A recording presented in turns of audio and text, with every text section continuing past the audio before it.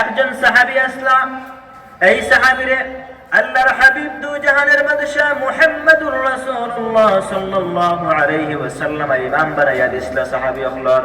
আর ইমাম বানানোর পরে সেই সাহাবী আপনার নামাজ পড়ানোর পরে প্রত্যেক রাকাতুল লাস্টের মধ্যে, প্রত্যেক নামাজের লাস্টের রাকাতের মধ্যে সূরা মিলানোর পরে আবার তার আরেকটা সূরা মিলাইন, যেই সূরার নাম হইল সূরাতুল ইখলাস, কুল হুয়াল্লাহু আহাদ। আর সাহাবা একরাম হলে পিছে নামাজ পড়েন, আর কিছু বিরক্তির ভাব আইল। প্রত্যেক রাকাত, প্রত্যেক নামাজের লাস্টের রাকাতের মধ্যে এই সূরাটাইন খেনে তিলাওয়াত করেন। সাহাবা একরাম যখন ঘুরিয়া আইলা আল্লাহর হাবিবের খিদমত, আর সেই সাহাবী ওয়াইলা আওয়ার পরে বাদ বাকি অন্য সাহাবা একরাম হলে দু জাহানের বাদশা মুহাম্মদুর রাসূলুল্লাহ সাল্লাল্লাহু আলাইহি ওয়াসাল্লাম আর কাছে আয়া আপনার শিকায়ত করলা আর কইলা, হে দু জাহানের বাদশা মুহাম্মদুর রাসূলুল্লাহ সাল্লাল্লাহু আলাইহি ওয়াসাল্লাম, যেই মানুষকে আপনি আমরা ইমাম বানাইয়া দিছিলা, যেই মানুষকে নামাজ পড়ানোর দায়িত্ব দিয়া দিছিলা, সেই মানুষে সেই সাহাবী প্রত্যেক ওয়াক্তের নামাজের লাস্টের রাকাতের মধ্যে সূরাতুল ইখলাস তাই না করেন, সূরাতুল ইখলাস তাই তিলাওয়াত করেন। আমরার মনের মধ্যে কিছু বিরক্তি আইল, কোরআনে কারিমে বার বিরক্তি নাই, মানে এই একটা কাজ সব সময় করেন। এই কারণে পয়লা আমরার মনের মধ্যে কিছু চোট আইল, এইরকম তাই খেনে করেন। কারণ এইরকম কাজ করতে আমরা সাহাবা একরাম হলে আপনারেও তো কোনোদিন দেখলাম না।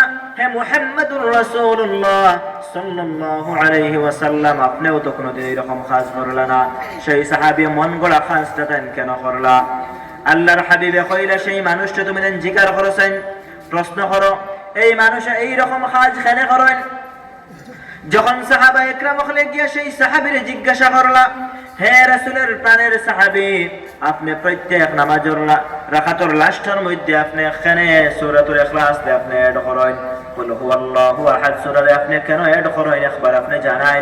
হযরত মুহাম্মদুর রাসূলুল্লাহ সাল্লাল্লাহু আলাইহি ওয়াসাল্লাম ফরমাইছেন, আপনি কেন এড করেন সূরাতুল ইখলাস রে আপনি কইতা।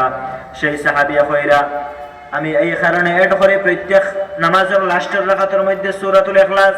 কারণটা হইল এই সূরার মধ্যে আল্লাহ রাব্বুল ইজ্জত ওয়াল জালাল তাইন পরিচয় তুলিয়া ধরছেন। রহমানের পরিচয় আছে, আল্লাহ রাব্বুল ইজ্জত ওয়াল জালালের পরিচয় সূরার মধ্যে আছে। আর আমি সাহাবী আল্লাহ রাব্বুল ইজ্জত ওয়াল জালাল রে দুনিয়ার সব চাইতে বেশি ভালোবাসি। আর আল্লাহ তাআলার পরিচয় থাকার কারণে এই সূরারে আমি প্রত্যেক নামাজের লাস্টের রাকাতে আমি এড করি। সাহাবা একরামে আয়া কইলা, হে মুহাম্মদুর রাসূলুল্লাহ সাল্লাল্লাহু আলাইহি ওয়াসাল্লাম, আমরা সেই সাহাবীরে জিজ্ঞাসা করলাম তাই কেন প্রত্যেক নামাজের লাস্টের রাকাতের মধ্যে এই সূরাটা তাই তিলাওয়াত করেন। তাই সঙ্গে সঙ্গে আনসার দিলা, জবাব দিলা আর কইলা, তাই প্রত্যেক নামাজের লাস্টের রাকাত এই কারণে তাই এড করেন যে এই সূরার মধ্যে আল্লাহ তাআলার পরিচয় আছে, আর সব চাইতে বেশি তাই আল্লাহ তাআলার মুহাব্বত করেন। আল্লাহর হাবিবে জানাইলা, সেই সাহাবীরে গিয়ে জানাইয়া দিও, তাই যে আল্লাহ তাআলার পছন্দ করিয়া মুহাব্বত করিয়া নামাজের প্রত্যেক লাস্টের রাকাতের মধ্যে এই সূরা তিলাওয়াত করেন। আল্লাহ তাআলার মুহাব্বতের কারণে সেই সাহাবীরে জানাইয়া দিও, সেই সাহাবীরে রব্বুল ইজ্জত ওয়াল জালাল অনুরূপ ভাবে মুহাব্বত করেন। সুবহানাল্লাহ ওয়া তাআলা।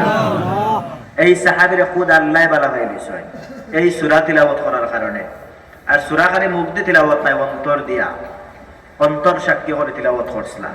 এই কারণে আল্লাহ তাআলা জানাইয়া দিয়েছেন, হে দু জাহানের বাদশা মুহাম্মদুর রাসূলুল্লাহ সাল্লাল্লাহু আলাইহি ওয়াসাল্লাম, এই সাহাবী তান দিল সিধা রাখছলা, রাখিয়া আমি আল্লাহর পরিচয় লইয়া, আমি আল্লাহর মায়াত পড়িয়া আমার এই সূরারে তাই তিলাওয়াত করছিলাম, যার কারণে তাইন জেলা আমারে বলা ভাই, আমি আল্লাহও তানে বলা ভাই।